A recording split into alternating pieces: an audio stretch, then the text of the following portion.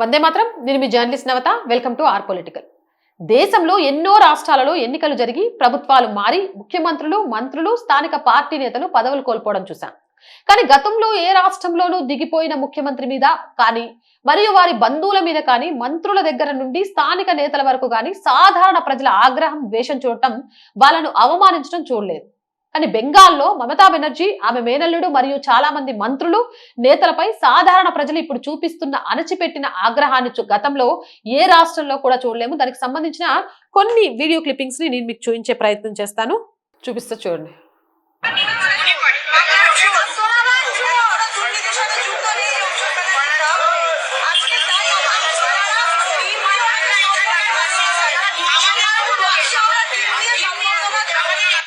इसलिए कर रहा हूँ, वो जो लड़का एक्सपायर हो गया, वो लड़का का घर मेरा बाजू में मैं देखा था। छोटा से वो नेशा में डूबा था।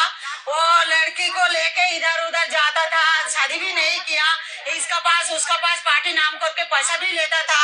अभी भी वो टीएमसी का वर्कर था, लेकिन वो टीएमसी का जेन्युइन वर्कर नहीं है।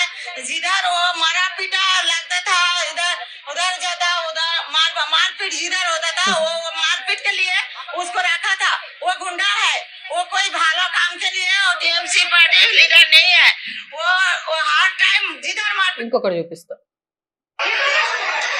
చూసారు కదా కోడిగుడ్లతోటి 2021 శాసనసభ ఎన్నికల తర్వాత కత్తులు, బాంబు దాడులు, రేపులు, గృహదహనాలు, పక్క రాష్ట్రాలకు వలసలు ఇలాంటి వార్తలు సోషల్ మీడియాలో ఎక్కువగా వస్తే ఇప్పుడు నేతలను చెప్పులతో కొట్టడం, వారిపై కోడిగుడ్లతో దాడి చేయడం వీడియోలు వస్తున్నాయి.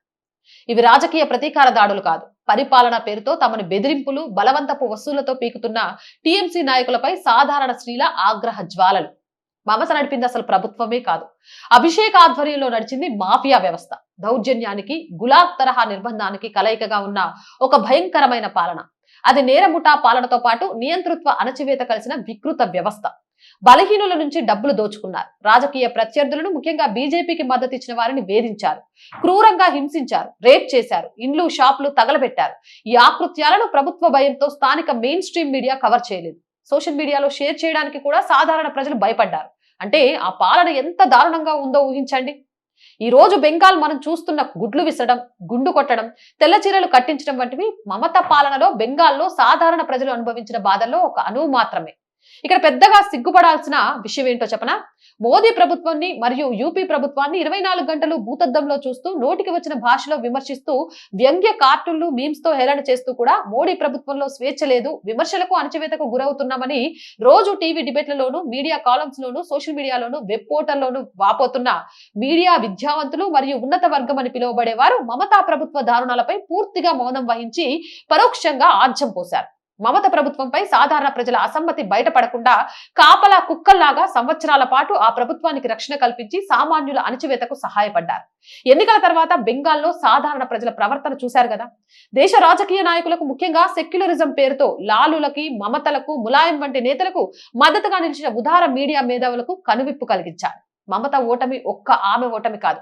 విమర్శలు చేసే సమయంలో పక్షపాతం పాటిస్తూ, సిగ్గు పూర్తిగా వదిలేసి పూర్తి ద్వంద్వ ప్రమాణాలు పాటించిన ఉదావర మేధావులకు ఈ ఓటమి. మోర్ వీడియోస్ కోసం R group of channels, R voice, R political, R Sanskriti 3 మన ఛానల్స్ వెంటనే సబ్స్క్రైబ్ చేయండి. కంటెంట్ బాగుంది అనిపిస్తే లైక్ చేయండి, షేర్ చేయండి. ఆర్థికంగా ఆర్ వాయిస్ కి మీ చేయూత చాలా అవసరం. ఆర్థికంగా సపోర్ట్ చేయాలి అంటే సబ్స్క్రిప్షన్ పక్కనే జాయిన్ అనే బటన్ ఉంది. 1 to 5 లెవెల్స్ ఉన్నాయి. ఏదో ఒక లెవెల్లో సపోర్ట్ చేయండి. లేదా స్క్రీన్ మీద గూగుల్ పే, ఫోన్ పేతో పాటు అకౌంట్ డీటెయిల్స్ ఉన్నాయి. మీకు తోచిన సహాయాన్ని అందించండి. వ్యాపార ప్రకటన కోసం 8328500576 నెంబర్ని సంప్రదించండి. జై హింద్, జై భారత్.